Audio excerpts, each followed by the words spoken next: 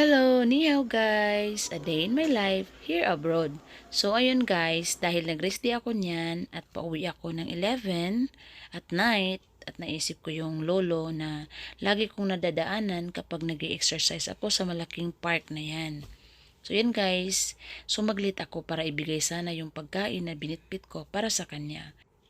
So, iwan ko guys, no, kung same tayo na naaawa din kayo sa ganyang mga matatanda na walang matirhan.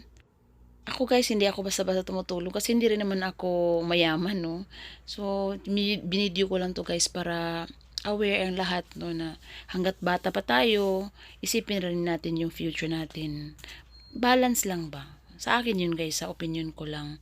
So, dahil hindi ko siya nakita doon sa park na malaki, may ibang park dito na maliit na medyo lapit lang. Tiningnan ko doon kung andun siya. Kasi bitbit ko na yung pagkain na para sa kanya kahit papano. So yan guys, alam kong siya yan kasi alam niyo pag winter tsaka summer, yan yung ginagamit niya guys para pag matulog.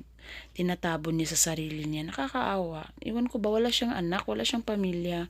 Kaya minsan binibigyan ko siya ng pagkain. Ngayon ko lang binidyo guys para kahit papano naman makita natin yung future natin kapag wala tayong ginagawa na ngayon na medyo malakas pa tayo.